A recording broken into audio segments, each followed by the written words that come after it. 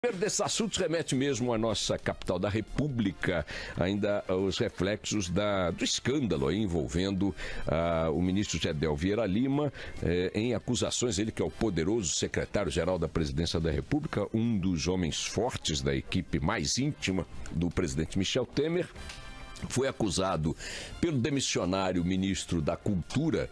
Como é que é mesmo o nome desse ministro da Cultura? Marcelo Calero. Galera.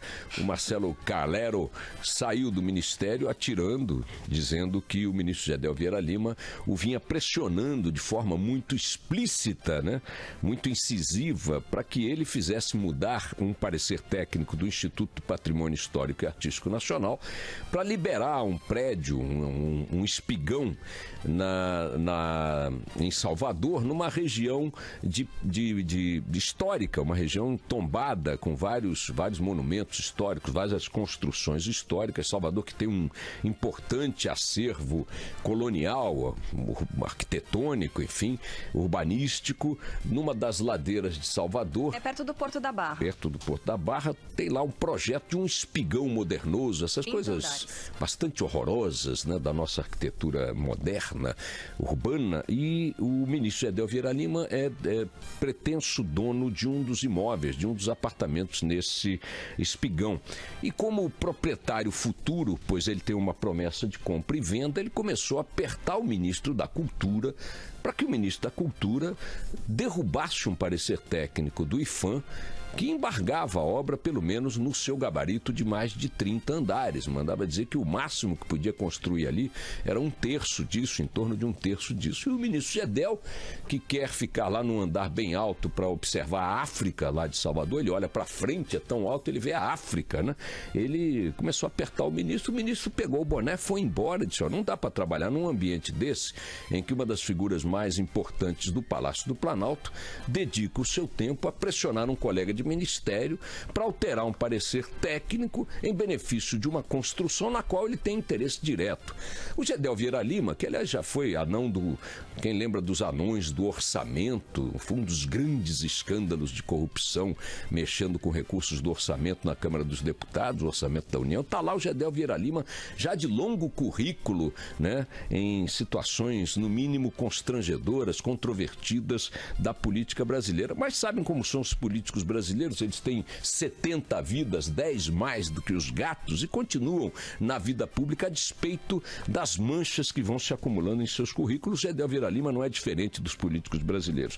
O que tornou essa situação escandalosa é que, afinal de contas, o país está vivendo um momento em que a opinião pública está toda focada em questões de comportamento na área pública, em questões de conduta, em questões de exemplos. Afinal de contas, a opinião pública se mobilizou, foi para as ruas, criou um ambiente político que permitiu o impeachment de um governo eleito sob o argumento central de combate à corrupção, de acabar com a era petista, que era a era que consagrou a bandalheira, a roubalheira, institucionalizou. Esse foi o discurso do grupo político vitorioso, com apoio da opinião pública. Então é natural que estes assuntos tenham alto grau de sensibilidade e alta repercussão. Qual foi a consequência de uma denúncia dessa gravidade feita com nome, endereço e data por um ministro demissionário? Até agora, nenhuma. O presidente Temer anunciou que vai manter Gedel, disse que esperaria pelas repercussões do fato, como se as repercussões até agora não fossem suficientes para a tomada de alguma decisão. E a tal comissão de ética pública da Presidência da República abriu um processo administrativo, um investigativo e tal, para analisar a conduta do ministro Gedel Vieira Lima. Ora, com este nome pomposo, Comissão de Ética Pública da Presidência da República, o que você imagina? Ih, o bicho vai pegar pro lado do Gedel. Aí a gente foi olhar, com a ajuda inclusive do Rodrigo Orengo, fizemos aqui uma pesquisa sobre as decisões precedentes do Conselho de Ética Pública da Presidência até agora, e é tudo uma brincadeira. Primeiro, tem um monte de processo que não chegou a lugar nenhum. Eu listei aqui uma única advertência e recomendação de exoneração dirigida ao então ministro do Trabalho, Carlos Lupe, em 2011. De 2011 para cá, o que há é um acumulado de recomendações de absolvição ou decisões de absolvição quis inventar aqui uma palavra e não consegui, que beneficiou a época ministro da Justiça Márcio Tomás Bastos, também o ministro do Esporte Orlando Silva, e vários processos abertos contra o ministro da Justiça Alexandre de Moraes, contra o então ministro Wagner Rossi, em 2011, da Agricultura. Imaginem, contra o Renato Duque, esse ladravaz da Petrobras, o Conselho emitiu uma censura ética. Que é segundo eles, uma mancha no currículo. Imagina se o currículo do Renato Duque precisa de mancha, né? Processos contra, então, o ministro Fernando Pimentel, do governo Dilma, hoje governador de Minas, que era ministro da Indústria e do Comércio e pegou um jatinho do prefeito eleito de São Paulo para ir para a Itália. E também foi investigado por essa razão. O ministro Ricardo Barros, da Saúde, agora em 2016, por participar de campanhas eleitorais, está proibido, está investigado, não deu em nada. O Mercadante, pela gravação em que conspirava para livrar a cara de gente presa na Lava Jato, ou investigada na Lava Jato, com Delcídio do Amaral, não sei o quê. José Eduardo Cardoso também foi investigado pelo Conselho por atuar como advogado de Dilma, sendo ao mesmo tempo advogado-geral da União. Enfim, há uma série, se vocês procurarem na internet Conselho de Ética absolve ou Conselho de Ética condena, vocês vão encontrar esse pupurri de nada. Rigorosamente nada. Não há por que imaginar que o Conselho de Ética, este mesmo Conselho de Ética, agora vai fazer qualquer coisa diferente de nada em relação ao senhor Gedel Vieira Lima. Portanto, estamos diante de um ato de assombrosa gravidade, no meu modesto entendimento, especialmente pelo momento em que ocorre, né? O quadro nacional, repito, a opinião pública com os nervos à flor da pele em relação à questão da ética na área pública. As pessoas continuam agindo como sempre agiram, conscientes ou apenas dopadas pela ideia de que não dá em nada, e de fato não dá em nada. O histórico do Conselho não nos recomenda nenhum tipo de esperança, de expectativa, não de punição, não estou aqui, é só de decisões que possam ser percebidas pela população como, olha, poxa, estamos mudando de era, estamos mudando de época. Tendo a achar que fez muito bem o senhor Gedel Vieira Lima em meter pé na porta do ministro da Cultura para exigir que liberasse um prédio de interesse dele em Salvador. As coisas funcionam assim. Historicamente é assim que funciona, sempre funcionou, continua funcionando no governo da ética, então vamos em frente. Por que o Gedel vai ser diferente do que ele sempre foi? Se a realidade em que ele transita, se o mundo em que ele habita, se a cultura em que ele navega, em que ele respira, é a mesma desde Cabral, o primeiro Cabral, né, o Pedro Álvares. Não haveria por que, de fato, ele agir de forma diferente, não. Quero meu prédio, quero meu é isso aí, se vira, revoga o parecer e vamos em frente, que atrás vem gente. O outro assunto que tem a ver com esse, porque mexe um pouco com essa inação do Estado brasileiro diante de maracutaias, é um assunto que não ganhou as manchetes como deveria ter ganhado e que passou aí pela periferia do noticiário, que está quicando essa bola na pequena área, que é o seguinte: há poucos dias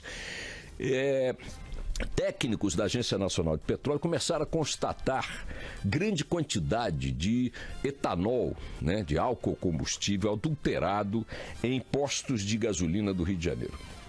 Mexe daqui, vira dali, descobriram que 16 milhões de litros de etanol tinham sido adulterados por uma usina de Campos que adicionou metanol ao etanol. Esse metanol é altamente tóxico, é muito mais barato que o etanol puro. Ele custa, para vocês terem uma ideia, cerca de 30% menos do que o etanol. E misturando metanol com etanol, é como se você misturasse água com etanol. Você baixa o preço do litro para quem está produzindo e vende a preço de mercado numa operação bilionária. 16 milhões de litros de etanol adulterado foram distribuídos a postos de combustível no Rio de Janeiro. Por quem? Por 3 grandes distribuidoras, que detêm 80% do mercado nacional da distribuição.